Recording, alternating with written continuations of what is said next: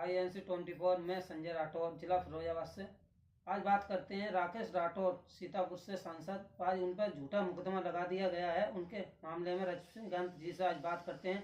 क्या सर झूठा मुकदमा लगाया गया है? सबसे पहले तो मैं आप पत्रकार बंधुओं का, INC 24 मीडिया का, संजय राठौर जी का बहुत बहुत शुक्रिया अदा करना चाहूँगा कि आपने सीतापुर के राकेश राठौर जी के केस के बारे में बाइट लेने का और समय दिया। यहाँ पे मैं राकेश राठौर जी के बारे में बताना चाहूँगा कि राकेश राठौर जी हमारे तेली समाज के ऐसे नेता हैं जिन्होंने पूरे प्रदेश में जा जाकर, एक एक जिले में जा जाकर राठौर समाज को जागृत किया है।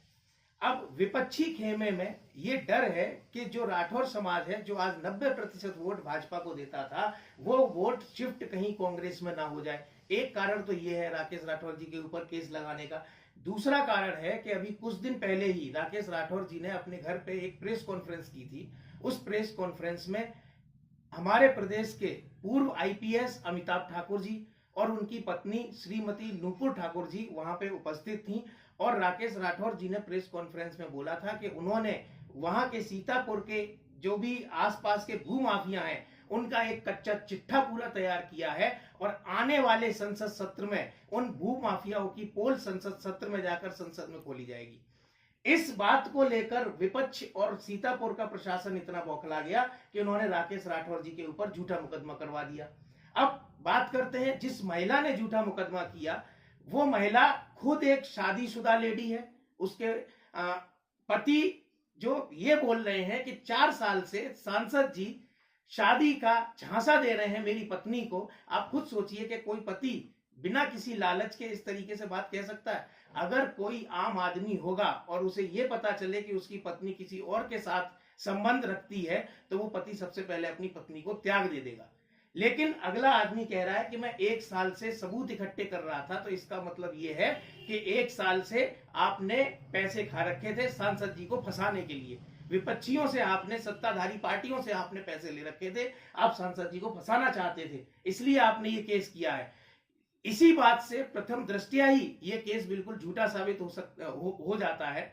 और इसी बात को ध्यान में रखते हुए हमने कल जिलाधिकारी फिरोजाबाद में ज्ञापन दिया था। ज्ञापन में हमने राष्ट्रपति जी से मांग की है कि उस महिला का नार्को टेस्ट होना चाहिए और CBI की जांच होनी चाहिए और निष्पक्ष इसकी जांच होनी चाहिए। जांच होने के बाद ही जो भी दोषी पाया जाए उसके ऊपर कार्यवाही होनी चाहिए। सर कल एक वीडियो वायरल हो रही है, तो वीडियो नहीं, ऑडियो वायरल हो रही है, तो उसके मामले में हम आपसे बात करना चाहते थे। तो झूठा मुकदमा लिखाया गया है, तो उसके मामले में आप क्या कहना चाहते हैं? मैंने उस ऑडियो को, जैसे मैं आपको एक एग्जांपल देता हूं, जब हम इंजीनियरिंग की तैयारी कर रहे थे, IIT JEE की तैयारी कर रहे थे, कोटा में रहते थे, तो वहां पे हमारे टीचर हमेशा ये बोलते थे कि जब किसी क्वेश्चन का हल आपके समझ में ना आए तो उसको आप बार बार पढ़ते जाओ, बार बार पढ़ते जाओ, बार बार पढ़ते जाओ, कोई ना कोई सोल्यूशन निकलेगा। तो मैंने उस रिकॉर्डिंग को कम से कम 22-23 बार सुना, तब मुझे वो रिकॉर्डिंग धीरे धीरे समझ में आई। उस रिकॉर्डिंग का काला चिट्ठा और काला सच ये है कि जब आपके ऊपर कोई दबाव बना रहा हो, आपको कोई ब्लैकमेल कर रहा हो, तो आपके मुंह से आवाज बस इतनी निकलती है, हाँ ठीक है, जैसा आप चाहें वैसा हम कर लेंगे। और इस रिकॉर्डिंग में सांसद जी बार बार यही बोल रहे हैं कि आप जैसा चाहो वैसा हो जाए। क्योंकि अगर सामने वाला व्यक्ति आपको ब्लैकमेल कर रहा हो और अगर आप उसके हिसाब से नहीं बोलते हैं, तो आपके हो सकता है कि उसी टाइम पे आपके ऊपर अटैक हो जाए।